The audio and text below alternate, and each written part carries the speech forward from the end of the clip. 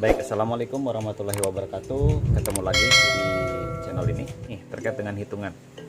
Jadi untuk hitungan ini diantaranya terkait dengan hukum ohm, ya, untuk hukum ohm. Jadi untuk hukum ohm itu sekali lagi rumusnya itu adalah V sama dengan I kali R, ya. V sama dengan I kali R. V itu tegangan, ini tegangan, ya, tegangan dengan satuannya itu volt. Jadi nanti kalau ada di soal itu satuannya volt, itu pasti tegangan V ya. Kemudian kalau I itu adalah arus atau kuat arus, ya. Kuat arus itu satuannya adalah ampere. Ya, ampere. Ini sering kita dengar ketika kamu ngecas, coba lihat di casan pasti ada ampernya. Kalau R itu artinya resisten. Ya, resisten itu itu hambatan. Hambatan ini satuannya itu adalah ohm. Ya, satuannya itu adalah ohm. Simbolnya seperti ini. Jadi rumusnya gampang mengingatnya, ya, dibaca jadi vir, ya, vir. Nah, kalau misalkan ditanyanya V, ya udah tinggal I kali R aja. Ya, ininya ada ampere, ininya ada ohm, udah. Jadi nanti volt gitu kan, seperti itu. Tapi kalau ditanyanya I, ya, I itu seperti apa, maka I itu biarkan sendiri dia. Dia biarkan sendiri R ini yang tadinya di atas, dia pindah ruas ke sebelah sini, tapi dia menjadi di bawah, gitu kan, seperti itu. Jadi V-nya tetap ditulis di sini, ya. Ini kan V, R-nya pindah ke sini, makanya ditulis di sini, kayak gitu. Gampang ya, kayak gitu. Jadi I sama dengan V per R. Tapi kalau ditanyanya berapa R, maka R-nya biarkan sendiri, I pindah ke sini. Ya, V-nya tulis dulu, V ini kan di sini, kemudian ini pindah ke sini, jadi ke bawah sini. Nah, ini untuk satuan atau untuk menghitung besarnya hambatan. Nah, selanjutnya ini yang menjadi dasar itu ini. Ini ingat aja Fir. Ini nggak hafal nggak apa-apa. Ini nggak hafal nggak apa-apa. Tapi kalau kamu udah ingat Fir, maka insya Allah kamu bisa ngotak-ngatik rumus ini. Nanti bisa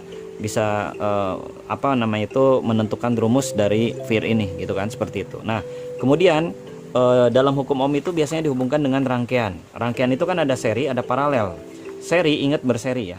Berseri itu berarti ada hambatannya itu diserikan. Jadi dia tidak bercabang. Kayak gitu kan, seperti itu ya, tidak bercabang. Ini seperti ini.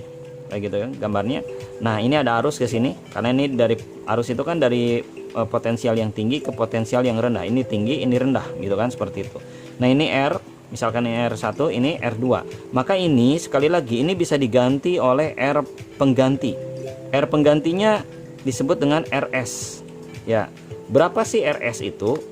R serinya, berapa R serinya? Maka untuk menghitung ini gampang. Anda tinggal ditambahkan saja ini dengan ini. Jadi kalau di sini misalkan ada 2 ohm, di sini ada 3 ohm, berarti berapa hambatan penggantinya? Hambatan penggantinya berarti R1 tambah R2, berarti 2 tambah 3 sama dengan 5 ohm. Gampang sekali. Ketika ditanya misalkan berapa arus yang mengalir? Berapa arus yang mengalir?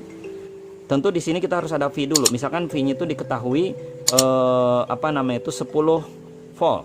Maka untuk tahu I itu berapa, ya sudah, kita gunakan rumus yang ini. Maka I sama dengan 10 volt dibagi dengan 5. Karena ini udah diganti oleh yang ini, gitu kan. Jadi 10 bagi 5 2 ampere. Ya, gampang kan? Nah, kemudian selanjutnya yang sering muncul dalam rangkaian itu adalah paralel. Nah, kalau paralel itu dia itu bercabang. Ya, bercabang. Jadi ada cabangnya. Jadi arus itu tuh nanti dibagi. Arus yang mengalir itu dibagi, ya. Dibagi. Ini beda potensialnya. Ini nanti ada arus. Nah, arus ini nanti di sini dibagi. Ada arus I1, ada arus I2 misalkan di sini. Kayak gitu kan, seperti itu. Nah, kemudian ini misalkan ini R1, ini R2. Pertanyaannya, bisakah ini diganti oleh satu hambatan? Bisa. Ini ada hambatan pengganti. Untuk paralel, hambatan penggantinya disebut dengan RP. Ya, rumusnya sebetulnya untuk menuliskan rumusnya itu gampang banget. 1 per RP sama dengan 1 per R1 ditambah 1 per R2 dan seterusnya kalau banyak, gitu kan, seperti itu. Nah, dari sini contoh ya. Contoh di sini adalah R1-nya 2 ohm. Kemudian R3-nya misalkan 4 ohm. maka Anda gampang, tinggal 1/2, ini kan 1/2, 1/2 ditambah 1/4, 1/2 tambah 1/4 sama dengan, ini kan 2 dengan 4 nya nggak sama, jadi harus disamakan dulu. 2 dengan 4 agar sama, maka dibuat jadi 4. 4 dibagi 2, 2 kali 1, 2. 4 dibagi 4, 1, 1 kali 1, 1. Jadi sama dengan 3/4. Ini baru 1/Rp. Berarti RP nya berapa?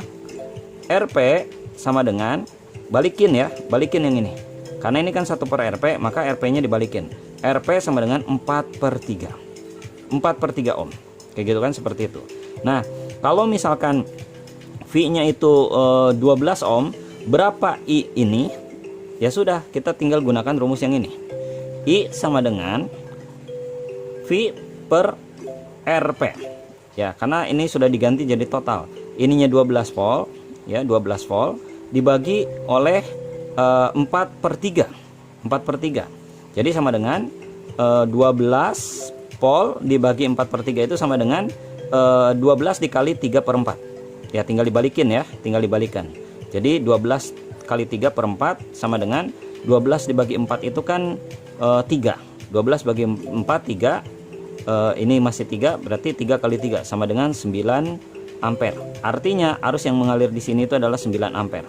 Maka ketika dia ke sini, ke titik ini, dia akan berbagi ke sini, berbagi ke sini. Pertanyaannya, berapa arus yang mengalir di sini? Maka untuk menghitung arus yang mengalir di sini, ya, Anda gunakan juga yang ini. Anda gunakan rumus yang I VIR, cuman I-nya I1, V-nya V yang di sini. Nah, kebetulan V di sini itu sama dengan V yang ini. Ya, V antara titik ini dengan titik ini itu, ya, misalkan ini A, ini B, VAB ini sama dengan V yang ini. Ya, berarti gunakan angka 12. Kemudian R-nya di sini adalah 2 ohm. Berarti 12 dibagi 2 ohm sama dengan 6 ampere. Artinya yang ke sini 6 ampere. Kayak gitu kan? 6 ampere. Kalau ke sini 6 ampere, ke sini 9 ampere, maka ini sisanya. Berarti berapa? Tanpa ngitung lagi kita udah bisa tahu.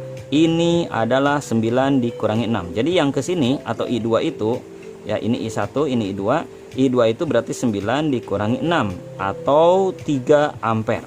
Gitu kan? 3 ampere. Kalau nggak percaya kita buktikan. Benarkah ini 3 ampere? Baik, kita gunakan rumus yang seperti ini. I sama dengan V dibagi R. Ya, V-nya 12, R-nya kita lihat, R-nya di sini 4, R-nya 4. Maka hasilnya 12 bagi 4, 3 ampere. Ya, gampang kan? Kayak gitu. Nah, sekarang bagaimana kalau misalkan ada hambatannya begini. Ya, misalkan begini ya. Hambatannya begini. Nah, begini, kayak itu kan, seperti itu, begini, gitu kan, seperti itu. Nah, misalkan di sini ya, kayak gitu. Nah, untuk menghitung berapa pengganti yang ini sangat mudah sekali. Caranya gimana? Anda tinggal lihat di sini. Di sini tuh ada yang harus dijumlahkan dulu. Yang ini dulu jumlahkan. Jadi kalau misalkan di sini 2 ampere, di sini 2 ampere, di sini 4 ampere, ini 2 ohm gitu ya, 2 ohm, ini 2 ohm, ini 2 ohm. Ini misalkan 3 ohm ya. Berapa hambatan pengganti ini? Sebetulnya dengan hanya melihat saja kita udah bisa jawab. Caranya gimana? 2 tambah 2. Ini dulu ya, jangan ini tambah ini salah. Ini dulu yang harus diselesaikan. 2 tambah 2 4 ohm. Jadi kita udah bisa tahu ini 4 ohm. Kayak gitu ya. Ini 4 ohm, yang ini 4 ohm, yang ini 4 ohm.